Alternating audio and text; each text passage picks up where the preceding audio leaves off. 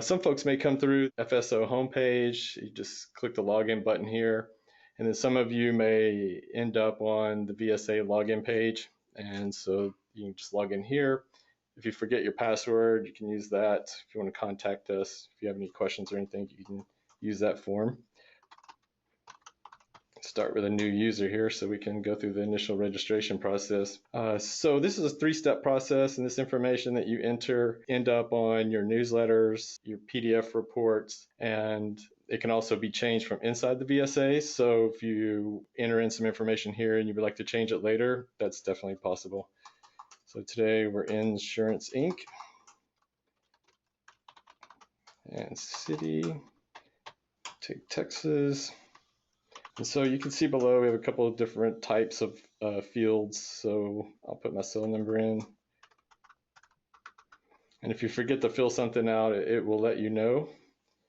Here you can upload your personal photo. This photo will appear on client presentations, the newsletters, or you can disable it and have it not appear on them. We'll put it on our client presentations cover pages. Click here, grab a photo, and so we have like a free range crop, and you can sort of pick out the best look, and you can save it. And if you don't really like that, you can always re-upload a different photo or edit the existing photo. We're going to upload the same one, and we're going to zoom in a little closer, I think. There we go. And then the third step, I'm going to cheat a little bit here, just copy and paste some text in here, is your firm information and broker-dealer information. Broker-dealer information will appear on the bottom of the newsletters. Firm information will appear on the newsletters. Also some of the reports in the VSA. Done, we just press submit. If everything goes well, it will bounce us over to the main menu. And so this is the VSA main menu. So we have a new user onboarding webinar. So we're not going to cover all the details that's in the main menu, but we'd encourage you to sign up for the onboarding webinar if you would like a more broad tour. That covers the initial registration process where you enter in some of your personal information. Now, what we'll cover next is how we modify that information once it's in the VSA. So we would come to settings and click on personal information, and you'll see Insurance Inc., which was the company name I used earlier, the address, city, state, zip. So if you wanted to change any of this, this is a good place to do it. So there's been some questions come up from subscribers on how to insert the copyright symbol and the registered symbol. Windows is a little bit different. Mobile phones are going to be slightly different. I'm on a Mac here. Just Google how to insert a copyright or registered symbol. So here's how it's done here. So let's get registered, and it just drops it in there. So there's the registered symbol. We hit submit, and that'll save it out to the subscriber record. And then back over to settings, we can update our broker-dealer information. You may recognize the text that I just sort of copied and pasted in there. And I'll just put a couple characters in the front of it so we'll know that it updates. Where does the broker-dealer information appear? One location is the bottom of the newsletters. So we'll just drop in here real quick and grab one of these. I'll show you where it appears. So right here, and you can see the random set of characters I put in, confirmed, and it updates and everything. So that's where the broker-dealer information appears. Now we'll take a look at additional customizations. If you didn't like your photo and you wanted to recrop it, you can come in here and make those changes. You can also designate where you want your photo to appear, just like we did on the registration process. So we selected cover pages only during the initial three-step registration process. This is the firm description, so we can come in here and change it to put a couple characters here. Update that. We'll just go take a look at the newsletters. It's always a good place to illustrate where this information is displayed. So this is the firm information here. So ZZZ appeared there. So that covers the customization section inside the settings. If you want to change your name, submit the form to us, and then we can get your name updated. If you want to update your billing information, we have a billing portal that you can set up and log in and update your credit card information through the billing portal. And if you want to cancel your subscription, you can do here. And then if you want to log out, we have a log out button. It pretty much takes care of everything on the VSA side that can be updated and that will affect your presentations, your reports, and newsletters. So the next area that we'll jump into is the agent website.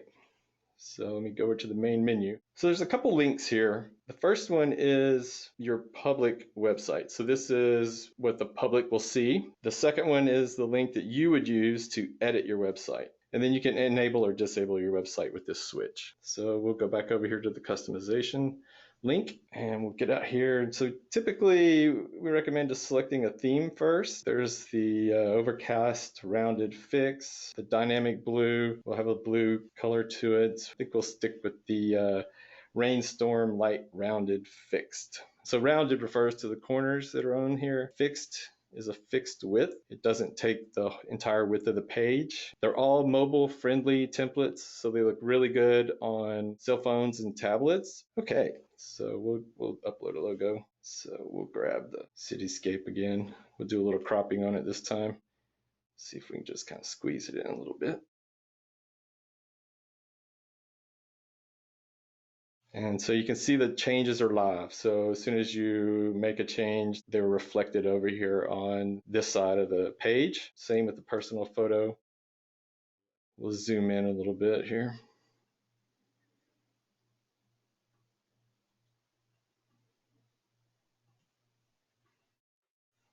And so that should be reflected immediately over here on the right-hand side of the page. As you can see, my name appeared with the registered trademark, which we set up over on the VSA. The company name is here, phone number indicates the sale, and the email address. Not all of the information is shared between the VSA and the agent website. We had a number of request from subscribers that they wanted additional space. They wanted to add more description under the firm information. We have some constraints on the VSA side that the firm can only be so big, but over on the agent website, we have all kinds of room. If you update your firm information over here, it's going to be different than what you put on the VSA side. Probably have a brief version on the VSA side, and on the agent website, you have much more space and you can elaborate. Let's see, let me add a little bit of information. Maybe we'll make this bold.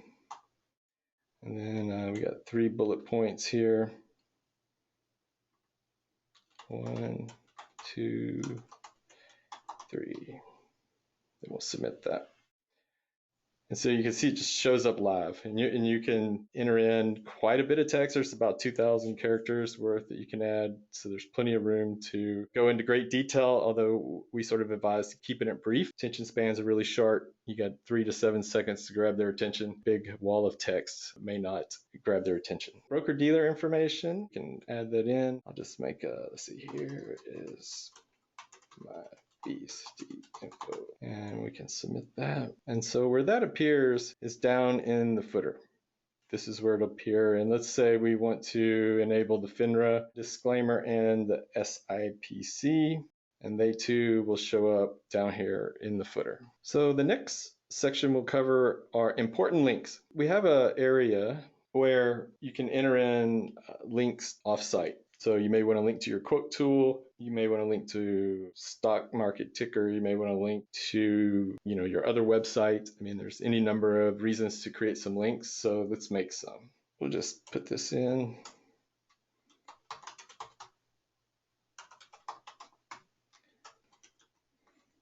Link over to the VSA, why not?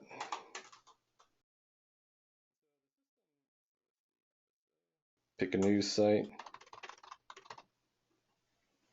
And you can spread up to 10 of these. So you could go all the way across this space.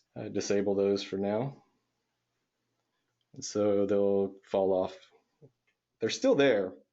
So I think if we enable it, it doesn't delete your links. It holds on to them, but you can just come in and disable them if you like. So this next setting allows us to enable and disable 3 sections here. We have the real life stories, we have smart about money, and a resource center. Let's take out the real life stories from Life Happens. So we'll disable that. What we'll see is there would just be 2 items here. You can also disable the resource center, and it'll just show 1 and stretch it all the way across. That covers how to enable and disable those sections. Social media links, you can add quite a few of those, and they'll appear in two places. One is up in the header, and you'll see the little icons show up here in a second.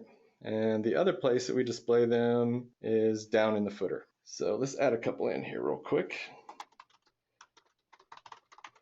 Kind of cheating here. Google Plus, if it hasn't gone away, it's going away soon.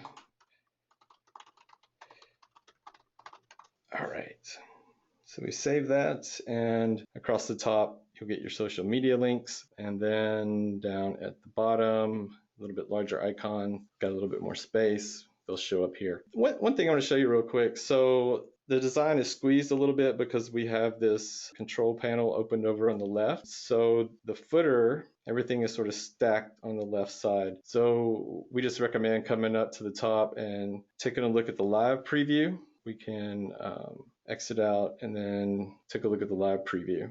And so that's more realistic in terms of you don't have a quarter of your page taken up by the control panel over there. And you can kind of see now we spread out social media links to the other side. And so it's just probably a more accurate representation of what the end user will see in their browser. Get back and take a look at the last section. So there's the edit button up here. So if you do take a live preview, you want to come back and continue editing, just click the edit button. You don't have to go back into the VSA, go to the agent website, and then click the edit link. You can just come right back here and click edit. So that does social media. So focus areas, this was another request that we got from our subscribers. Just a quick sentence that describes your practice. Let's say life.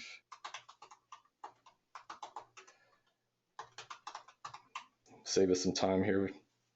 And so those display down at the bottom. But again, we'll just take a quick look at in live preview mode. You can see it spread that out across focus areas. We've got 3 columns here. Essentially what it would do on a mobile device. So since it is mobile friendly, it has to rearrange the page a little bit so it all fits nice and neat on a much smaller screen that's a mobile device. So let's go back and edit, and we'll get to our last couple areas here. We encourage you to please provide us feedback. This is another suggestion that came from our subscribers, which was to disable the map and directions. Not everybody wants that, so we had to enable and disable. So if I click this, you'll notice it disappears off of here, and we click it again and it appears. And then of course we covered themes a little earlier. Pretty much covers everything. Again, I know it was really fast, so we get us out of here in about 25 minutes. We got about 2 minutes, but we do encourage you to schedule a one-on-one with us, and so we can take as much time and do a deep dive on any of this and answer any questions you have. So on that note, I think we'll go ahead and wrap this up. 2 minutes early. Thanks for everyone participating, and please do reach out. Thank you.